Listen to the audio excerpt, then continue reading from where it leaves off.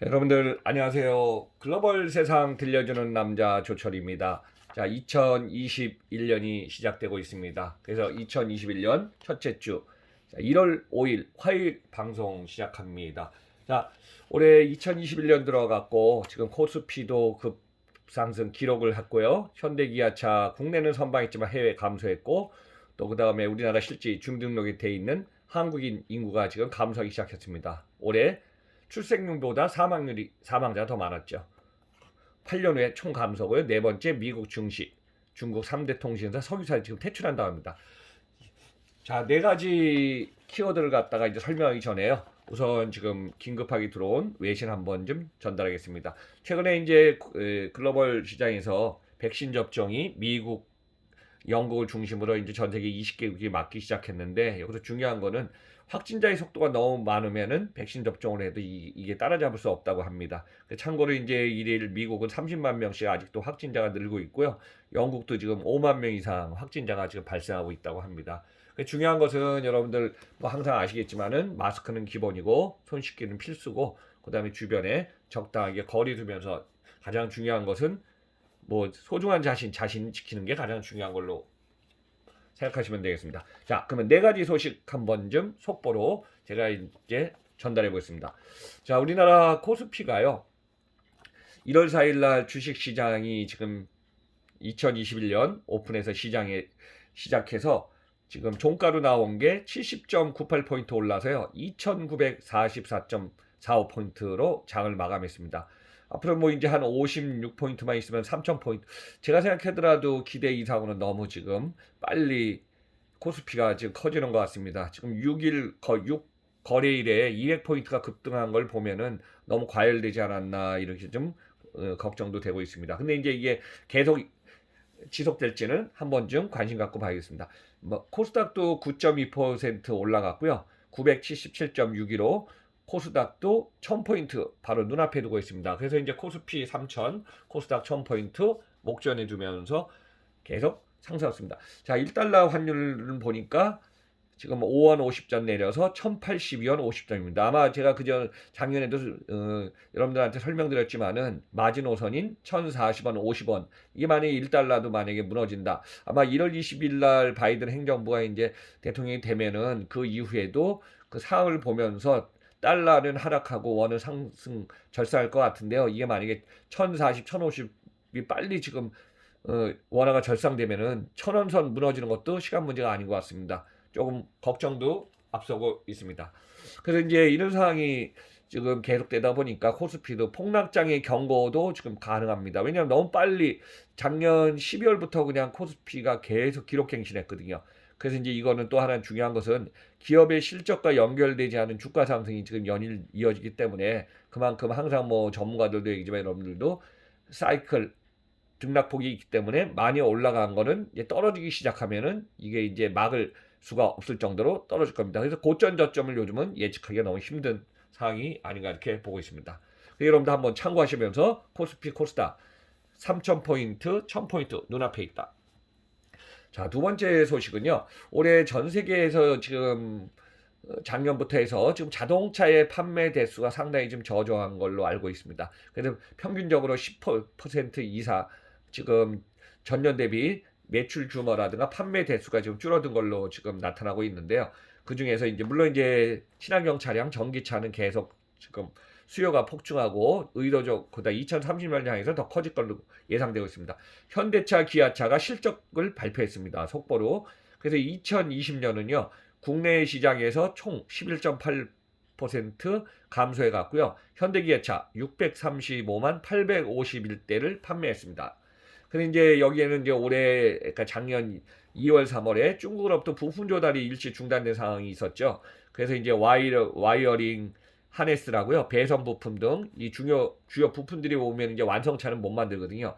여러 가지 이런 요인도 있었고 현대울산 또 기아의 광명 등 주요 공장들의 가동 실적에도 좀 차질이 빚어져 갖고 이런 여러 가지 때문에 판매 대수라든가 공급량 조정에 조금 줄어드는 상황이라고 발표하고 있습니다. 그다음 한번 현대기아차 내수시장을 한번 봤습니다. 국내 내수시장에서는요 판매량이 늘었습니다. 오히려 그래서 현대차 78만 7,854대로 6.2% 증가. 기아차도 55만 2,400대로 6.2% 증가해갖고 국내 현대기아차는 134만 254대로 평균 6.2% 선방했습니다. 근데 이제 해외 시장에서는 많이 줄어들었죠. 그다음에 국내 시장이 이제 그의 한국 GM이 41만 7,226대로 11.7% 감소. 르노 삼성이 17만 7,450대로 34.5% 감소. 쌍용차가 13만 2,799대로 19.2% 국내 시장에서 모두 감소한 상황을 나타내고 있습니다. 자, 세 번째 소식은요. 자, 우리나라가 제가 이제 2020년 전후에서 국내 이제 주민등록에 등록된 출생인구는 줄어들 거라 했는데 작년 12월 말 통계 데이터, 통계청이 발표한 최근 속보치 데이터를 한번 갖고 와봤습니다. 2020년에 출생하는 인구보다 사망하는 인구가 많아져 갔고요. 이제 본격적으로 인구가 감소하기 시작했다고 합니다. 지금 저출산 고령화 상황에서 지금 데이터를 보면은 2000년대 새로운 시기가 시작할 때는 64만 명이 태어났는데요. 20년이 지난 2020년 데이터를 보니까 27만 6천 명 정도가 출생 기록을 했습니다. 그래서 지금 뭐 2017년에가 40만 명이었는데 18, 19, 23년 사이에 뭐 30만 명도 끊었기 때문에 작년 같은 경우는 결혼식도 지금 지연되었고 또 그다음 출생에 대해서도 지금 출생을 갖다가 지금 미룬 상태가 많이 있었죠. 그래서 이렇게 인구가 계속 줄어들면 어떤 현상이 발생하냐면은 노동시장이 위축되고요. 그만큼 인구가 작은 만큼 소비 여력도 감소합니다. 제가 항상 글로벌 시장을 얘기할 때 인구는 즉 경제력이어서 인구가 지금 많고 경제 규모가 크면은 그만큼 국가 총 GDP가 지금 크다고 설명한 적이 있었습니다. 그래서 이제 인구 시장이 계속 줄어들고 8년, 9년 후에는 총 인구가 감소하기 시작합니다. 그래서 이렇게 인구가 계속 감소하기 시작하면은 과거에 2007년, 6년, 7년에 일본은 이제 인구가 감소하기 시작해갖고 일본 같은 경우도 지금 도심 기능이 자꾸 축소되든가 지방도 공동화 현상이 많이 일어났거든요. 이런 상황이 우리나라도 앞으로 10년 안에 서서히 그런 상황이 보일 걸로 예상되고 있습니다. 그러면 인구가 줄면은 거기에 민감하게 지금 반응하는 것이 어디냐면 학교하고 군대입니다. 그래서 이제 학교 수도 줄어들 것이고 초등학교, 중, 고등, 대학교까지 지금 정원이라든가 인원이 줄어들 것이고요. 군대 인원도 줄어들게 된다고 합니다. 그래서 이제 일자리를 가질 수 있는 생산 연령 인구라고 있습니다. 15세에서 64세 감소가 돼갖고 이거는 본격적으로 2018년부터 줄어들기 시작했기 때문에 이 생산 연령 인구가 줄고 그다음에 65세 이상의 인구는 계속 늘어나기 때문에 이 인구는 20년 후에 26년 정도 되면은 거의 우리나라 생산 연령 인구 있고 그 다음에 고령화 인구 해갖고 인구의 비중이 많이 지금 변화한다고 합니다. 그래서 인구가 감소하기 때문에 학교, 학원, 병원, 병역 지원 이것도 관련되기 때문에 지금 병역 지원자들도 보니까 20년 후에는 거의 반토막이 난다 그러네요. 한번 데이터 갖고 왔습니다. 2018년도에 61만 명의 군인이 있는데요. 이게 이제 2020년 기준 입대 가능한 인원이 33만 2천 명입니다. 그리고 2022년에는 25만 7천 명으로 확 줄고요. 2040년이 되면은 거의 반토막 수준이에요. 15만 명 수준으로 인구가 준답니다. 그래서 이제 절대 인구가 감소하기 때문에 우리는 이걸 갖다가 인구 절벽이라는 표현을 하고 있기 때문에 이와 관련해서 인구가 줄어드는 인구를 어느 정도 서서히 뭐 완전히 진짜 막을 수는 없지만은 서서히 줄어들게 할 수 있는 이런 대응 방안, 정부의 진짜 정부 정책도 이런 걸 좀 신경 써서 진짜 대응 방안이 마련하는 게 시급할 걸로 좀 보고 있습니다. 이거는 제가 나중에 이제 조철 박사의 통통통 월요일 방송에 1월 중순 방송에서 특집으로 준비하고 있으니까 그때 한번 설명드리겠습니다. 자, 네 번째 소식은요. 자, 미국의 증권시장 뉴욕 증권거래소에서 지금 중국 기업들을 지금 퇴출하기 시작했습니다. 그래서 중국의 이제 통신사 3대 통신사에 이어서 이번에 이제 중국의 정유사도 상장 폐지 위기에 몰려 있습니다. 그래서 이제 미중 관계 이 순환의 길은 계속 뭐 트럼프에서 바이든을 가더라도 지금 트럼프가 제동을 걸어놨기 때문에 2020년 11월에 트럼프 행정부가요. 중국군과 연계된 기업의 투자 금지 조치라는 행정명령을 내린 것이 지금 계속 이어져 갔고요.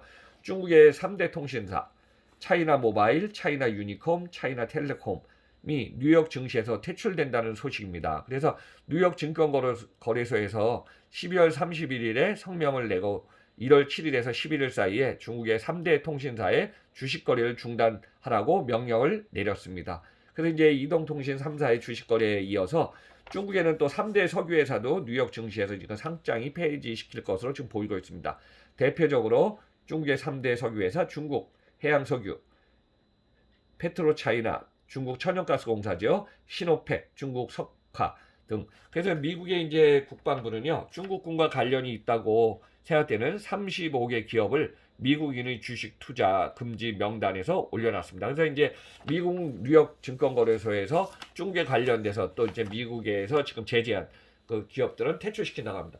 과거에 제가 알기도 9월 15일 날 긴급조치 작년에 명령을 내려갖고 화웨이와 거래한 기업들 거래를 갖다가 다 끊으라고 하고 그 다음에 그걸 갖다 퇴출시킨 상황이 있습니다. 그래서 이런 상황이 미국 뉴욕 증시에서 이뤄지기 때문에 여러분들 그런 상황 좀 주시해서 보시면 될 것 같습니다.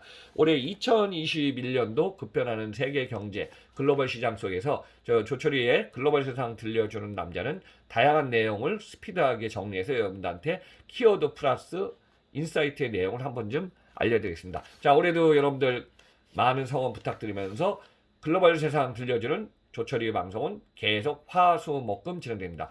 올해도 건강하시면서 소중한 자신 누가 지킨다고요?